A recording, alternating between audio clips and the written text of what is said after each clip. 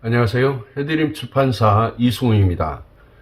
박기원 박사의 국과수 과학수사로 해결한 사건들 세 번째 이야기, 어느 살인범 공범의 자백을 풀어간 이야기를 들려드리겠습니다. 어느 날이었습니다. 초췌한 모습의 남성 A씨가 한 경찰서에 출두를 해서 8년 전에 자신이 저지른 범행을 자백하게 됩니다. 8년 전 서울의 모 그 용역 사무실에서는 사장인 B씨와 종업원 C씨 그리고 A씨 등 3명이 소주를 마시고 있었습니다. 그런데 사장인 B씨가 욕설을 하면서 일을 왜 그런 식으로 처리를 하느냐며 주먹으로 종업원 C씨의 얼굴과 목 등을 때리고 책상 위에 있던 연필통과 소주병으로 내리쳐서 머리를 내리쳤겠죠. 그래서 그 C씨를 사망케 한 사건이 발생하게 됩니다. 사장 B씨와 종업원 그 A씨는 사고 직후 치밀한 계획을 세워서 피해자를 유기하고 서로 입을 맞춰 그 피해자가 실종된 것으로 위장을 한 것이죠. 이 사건은 그 당시 실종 사건으로 마무리되어서 영원히 진실이 묻히는 것 같았습니다.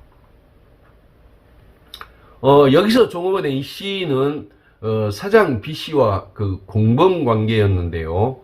우리나라 형법상 공범에는 넓은 의미의 그 공범으로 공동정범, 교사범, 종범, 간접정범이 있고요.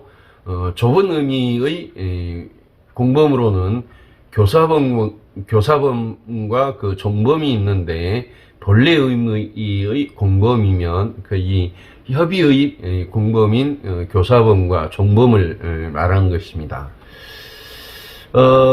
여기서 종범이란요, 타인의 범죄를 방조한 자인데요. 그래서 종범을 방조범이라고도 하죠. 타인의 범죄 수행에 편의를 주는 모든 그 행위가 방조에 포함이 됩니다. 한마디로 형법상 방조 행위는요, 그 정범의 실행을 용이하게 하는 직접 간접의 그 모든 행위를 가리키는 것이죠.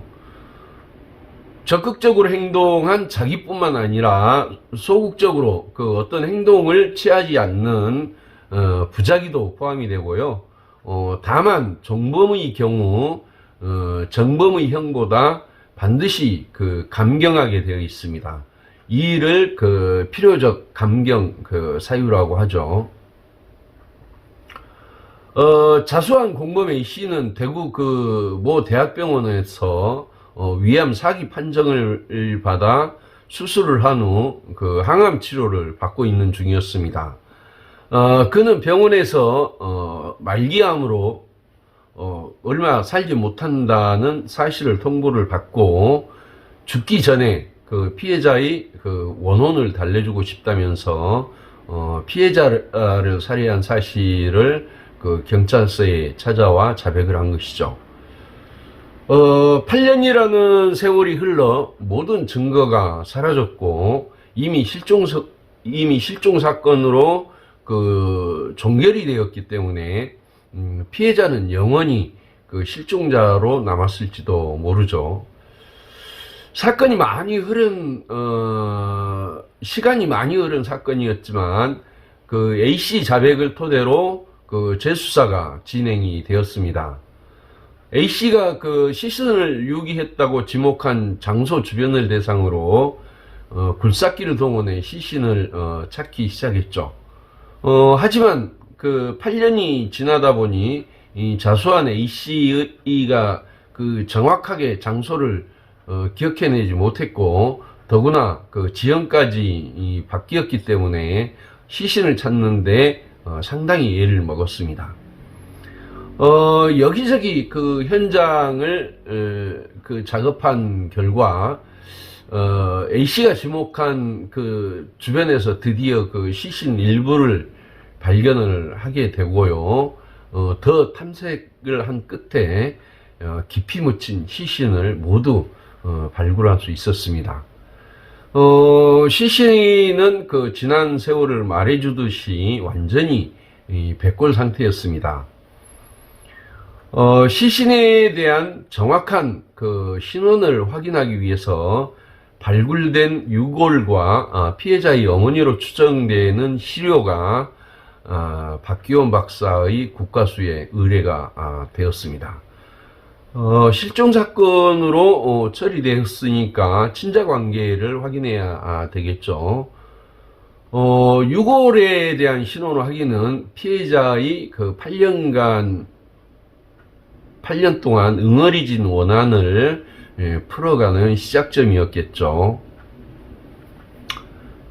하지만 그 시골이 유골이었기 때문에요, 유전자 분석 결과를 얻기까지는 적지 않은 시간이 소요가 되었습니다. 단단한 뼈에서 유전자 분석을 하기 위해서는 특수한 그 시약을 처리해서 뼈를 연하게 만들어야 되는데요. 조직과 같은 샘플보다는 그 많은 시간이 소요가 됩니다. 박기원 박사는 최근 그 개선된 방법을 사용을 하여 최대한 분석 기간을 단축하기로 하였습니다. 늦었지만 가능한 빨리 신원을 확인하는 것이 사건의 진실을 밝히는데 가장 중요하기 때문이죠. 땅속에 묻혀 있었던 유골의 경우에는요, 토양 미생물이나 토양의 성분 등이 그 뼈에 지속적으로 영향을 주어서 이들 물질을 완전히 제거하지 않으면 뼈에 있는 사람의 유전자를 증폭하는데 영향을 미칠 수가 있습니다. 따라서 하천이나 산에서 그 발견되는 유골보다는 유전자형 검출 확률이 많이 떨어지기 때문에 박기호 박사는 많은 또 걱정을 하기도 했겠죠. 그럼에도 최선을 다해서 약 일주일 만에 뼈에서 성공적으로 유전자형을 검출할 수 있었습니다. 검출한 유전자형을 그 함께 의뢰된 어머니의 유전자형과 비교를 하였겠죠. 그래서 어머니 유전자형이 그 아들로 추정되는 그 유골에게 유전이 되었는지를 확인하는 것이죠. 비교한 결과 의뢰된 어머니 유전자와 피해자의 그 뼈에서 검출된 유전자 사이에 친자 관계가 성립되는 것으로 나타났습니다. 안 매장된 유골이 A씨 등이 살해한 사람과 같다는 것이 증명된 것이죠. 피해자는 그 8년 만에 비로소 땅속에서 나와 밝은 빛을 받으며 자신의 존재를 알릴 수 있었고요. 진실을 밝히는데 하나의 계기가 될 수 있었습니다. 오랫동안 어둠 속에서 자신의 존재마저 잃고 구천을 떠돌던 영혼이 그제야 생전에 오신 자신의 이름을 다시 찾고 가족의 품으로 돌아갈 수가 있었죠. 그 후 이 사건에 대한 재수사가 본격적으로 진행이 되었습니다. 그의 진술에 따라 범행에 참여했던 다른 사람들도 찾을 수가 있었고요. 그들은 모두 당시의 이 범행에 대해서 순순히 시인을 하였습니다. 비로소 8년 전의 범행이 낱낱이 드러나는 순간이었죠. 마지막 남은 그 작은 양심이 이 억울한 죽음을 밝히는 계기가 된 것입니다. 죄를 짓고 편안하게 살 수는 없었을 것입니다. 사실을 기억에서 지우려 했겠지만 결코 기억에서 지울 수는 없었을 것이고 마지막 남은 양심은 그 자신이 한 일에 대해서 용서를 하지 않았겠죠. 자신이 자신을 속여 사실을 영원히 묻어두고 싶었겠지만 하늘과 세월은 그것을 용서하지 않았던 것이죠. 인간의 생명은 이 지구상의 어떤 가치보다 법적으로 보호할 가치, 즉 법익이 큽니다. 인간은 물론이고 이 땅의 모든 생명은 다 소중하죠. 이 땅에서 생명을 경시하는 풍조는 영원히 사라져야 하겠죠. 인간의 생명뿐만 아니라 타인의 그 인격이나 신체나 명예 등도 지극히 존중되는 그런 사회가 되었으면 하는 바람입니다. 아까 그 단단한 뼈에서 유전자 분석을 하려면 다른 샘플보다는 그 많은 시간이 소요된다고 하였잖아요. 그러면 그 뼈를 통해 하는 유전자 분석은 그 어떻게 이루어지는지 한번 볼까요? 뼈는 견고한 그 구조로 되어 있기 때문에요. 시료를 채취하는 것뿐만 아니라 DNA를 깨끗하게 추출하는 것이 매우 어렵습니다. 또한 시신이 자연 상태에서 오래 있었다면 토양 및 미생물 등의 그 장시간 노출이 되어서 분리된 DNA가 대부분 손상되어 있죠. 그래서 유전자형을 검출하는 것이 매우 어려운 것이고요. 이런 뼈에서 유전자형 검출 성공을 높이기 위해서는요, 이들 오염물질을 최대한 제거해서 가능한 깨끗한 DNA를 얻는 것이 중요하죠. 깨끗한 DNA를 분리하기 위해 뼈 표면의 그 오염된 물질을 제거하고 뼈를 물렁물렁하게 하는 전처리 과정이 필요합니다. 뼈가 의뢰되면요, 뼈 표면의 그 오염원을 제거하기 위해 우선 증류수 등을 이용해서 뼈 표면을 깨끗하게 닦습니다.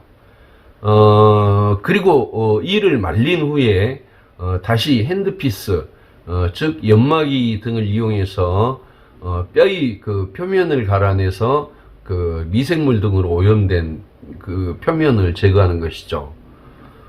이렇게 처리한 뼈에서 DNA 그 분리를 위해 적당한 크기로 자른 후에 그 발음이 좀 어렵습니다만 이 긴 그 원문은 제가 자막으로 넣어드리겠습니다.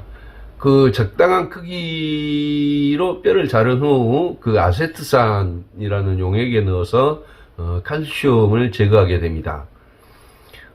며칠을 이 시약으로 처리를 하면요, 뼈는 그 외과용 그 칼로 메스죠. 그 메스로 자를 수 있을 정도로 물렁물렁하게 됩니다. 그래서 그 물렁물렁해진 뼈를 메스로 얇고 그 잘게 자른 후에 분해 용액에 넣어 이를 완전히 분해하고 다양한 정제 과정을 거쳐서 오염 물질을 제거해 분석에 필요한 DNA를 추출하는 것이죠. 이렇게 추출한 DNA를 분석에 사용하게 되는 것이고요. 뼈는 그 다른 조직과 마찬가지로 세포와 그 세포 사이의 물질로 구성되어 있는 특수 결합 조직입니다. 세포 사이의 그 물질은요, 유기질인 그 섬유 결합 단백질인 콜라겐하고 한 85%의 인산칼슘, 그리고 10%의 그 탄산칼슘인 무기질이죠. 뼈는 이 세포 사이에 무기질이 그 침착되어서 다른 조직과는 다르게 단단한 그 물질적 성질을 나타내고 유기질은 뼈의 탄력성을 유지하게 됩니다. 성분 중 무기질이 3분의 2를 차지하고요, 유기질은 3분의 1을 차지합니다. 특별한 시약을 처리해서 이 무기질을 제거하면 뼈도 다른 조직처럼 물러지게 되는 것이죠. 뼈에서 그 유전자 분석을 할 때요, 원래의 그 뼈를 그대로 분석하는 것은 불가능합니다. 따라서 뼈에서 이 무기질을 제거한 후에 물렁물렁하게 만든 다음 일정 양을 채취하고 분해 용액을 처리하면 조직이 완전히 분해되는데요. 이곳에서 매우 적은 양이지만 세포가 존재하여 유전자 분석이 가능한 것이죠. 뼈의 유전자 분석과 관련해서요, 소뼈를 재료로 사용한 육수 같은 2차 제품에서 한우인지 수입산인지 구별이 가능할까요? 소고기의 경우 한우와 수입산 종에서 특별한 유전자를 분석하면 한우인지 수입산인지를 판단할 수가 있습니다. 하지만 고기와는 달리 소뼈는 좀 다르죠. 외국의 경우에는 다 아시다시피 고기를 제외한 그런 부산물은 보통 식용으로 사용하지는 않죠.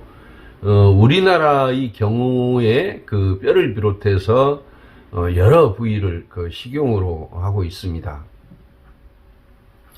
그 중에 뼈를 우려낸 육수인 경우 유전자 분석이 가능합니다. 경우에 따라서는 달라질 수는 있겠지만, 육수를 끓이는 정도의 열만 강한 경우라면 DNA가 거의 파괴되지 않고 남아 있죠. 대개 육수에는요, 뼈 또는 뼈에 붙어 있는 조직의 일부가 떨어져 나오기 때문에 육수에서도 충분히 유전자 분석이 가능한 것이죠. 따라서 이를 분석하면 한우 뼈로 만든 육수인지 외국산 소뼈로 만든 육수인지 구분할 수가 있는 것입니다. 오늘은 어느 살인범 공범 자백 사건에서 과학수사 이야기를 해봤습니다. 다음 시간에는 간통의 흔적이라는 주제로 또 과학수사 이야기를 이어가겠습니다. 고맙습니다.